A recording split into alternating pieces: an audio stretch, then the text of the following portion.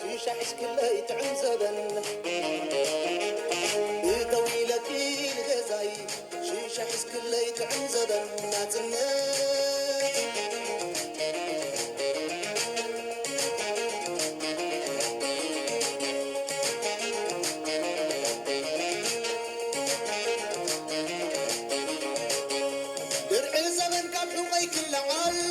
سماي كيركيو سكال برهان تسكر كن وترشال هاجراوي تابوت أباي بعال الشامباين يتفق يقرس البستي عامت نتصنت نايلدت معلتي السمايات تنمق برشي مبراتي زغر معاملي أغلبي حولتي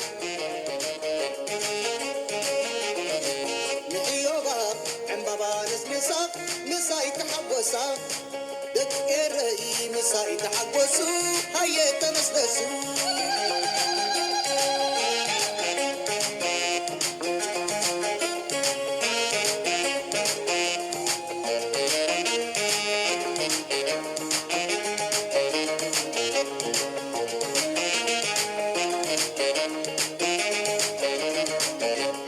مرحبا لكي تسعن حدن مسيت الليلة أدحابن طويلة الغزاي شيشة حسك اللي تعنزبن طويلة الغزاي شيشة حسك اللي تعنزبن ناتنا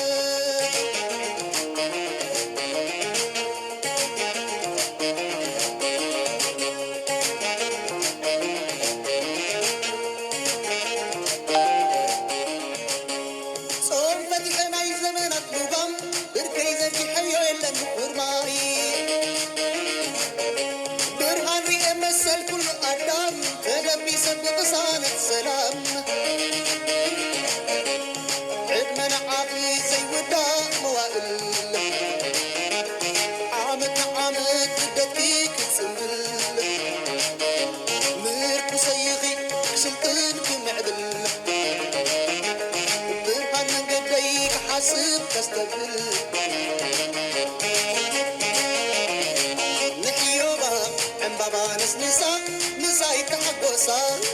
دقي إيري مساي تحقوسو هاي تنسنسو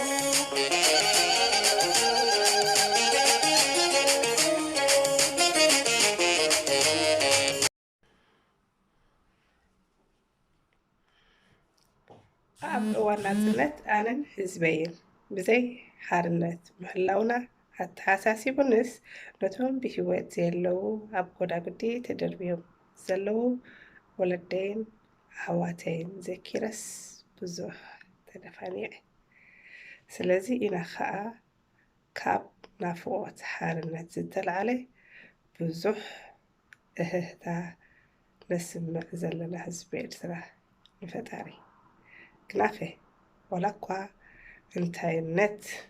ንሰላም ፅምኢ ይሃሉ እምበር ሓርነት እንታይ ምዃኑ ገና ዘይተረድኦም ደገፍቲ እቲ ኣረሜናዊ ኢሳያስ ኣፈወርቂ በዓል ንሕና ንሱ እንተስ ብጥቕሚ ይብልዑ ዳ እምበር ስሚ እንተስ ብቕልውላዊ መንነት ኣለውና ንሓርነት ኤርትራ ዘይሰማምዑ ዘይምእምኦምን ሰብ ዜግነት ኣብዚ እዋን እቶም ደቀባት ኤርትራውያን ስለምንታይ ኢኹም ንኤርትራ ንናጽነታን ንሓርነታን ልዑል ቦታ እትህቦ ኢሉ ንዝሓትት ንሓርነት ፅምኢ ንምርዋይ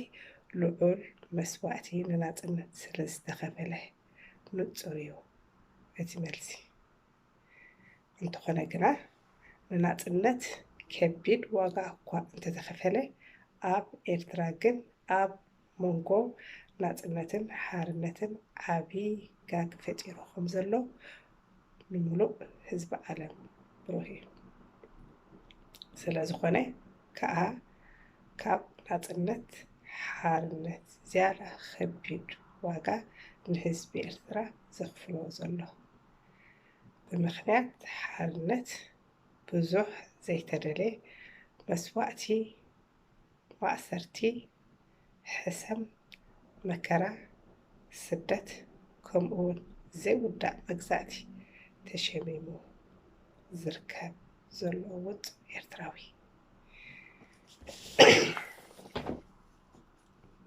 እቲ ንሓርነት ዝተዋህበ ዋጋ ኣብ ጉጉይ መረዳእታ ብምውሳድ ንህዝቢ ኤርትራ ኣብ ኣዘቕቲ ሸሚምዎ ይርከብ ኣሎ። ሓርነት ኣብ ሃገርና ኣብ ውልቀ ሰብ ኣብ ሕብረተሰብ ኣብ ዞባን ኣብ ሃገርን ዘሎ ማዕልያ ዘይብሉ ጭቆና ናይዚ ውፅኢት ኮይኑ ይርከብ ኣሎ። ስለዚ ኢኻ ኣነ ናጽነት ናይ ህዝቢ ኤርትራ ዘዳፋንቐኒ ኣነን ህዝበይን ንባርነት ኣይተሸጥናን ንሓርነት ኢና እኳ ደኣ ተፈጢርና እንተኾነ ግን ሕጂ እውን ከምቲ ናይ ቀደም ናይ ሰብዓታት ንሓርነት ክንደልያ ኢና ምክንያቱ ብብዙሕ መስዋዕቲ ዝመፀት ሃገር እያ እሞ ሕጂ እውን ንሓርነት ከምቲ ንናፅነት ዋጋ ክንከፍለላ ኢና እቶም ቀዳሞት ንኤርትራ ካብቲ ብፀሊም ዕዳጋ ተሸይጣቶ ዝነበረት ዝተሻየጥዋ ሕጂ ከዓ ንሕና ብፎርጅድ ዕዳጋ ክትሽየጥ ኣየፈቅድን እዩ ኤርትራዊ ዜጋ እቲ ንናፅነት ህዝቢ ኤርትራ ዝተጀመረ ቃልሲ ሕጂ እውን ኣይጠፍአን ተደጊሉ እዩ ፀኒሑ እምበር ፍጹም ኣይከሃመን ደጊመ ኩሉ እንትናና ንሓርነት ህዝብና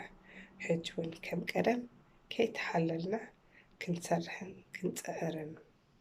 ኢና ኣምላኽ ከም ዘይፍለየና ከዓ ንኣምኖ ኢና ብምክንያት 24 ጉንበት ንኩሉ ህዝቢ ኤርትራ ንሓርነታ ደው ክብልን ክነቅሕን ክዕጠቕን ከም ዘለዎ እንዳተሓሳሰብኩ ብፍላይ ነተን ደቂ ኣንስትዮ ከማይ ምሳይ ደው ክብላ ይፅውዕ ኤርትራን ኤርትራውነትን ንዘለዓለም ክነብሩ እዮም ዓወት ንሓፋሽ ሓብትኽን ኣፎምያ ፀጋይ ብሩኽ መዓልቲ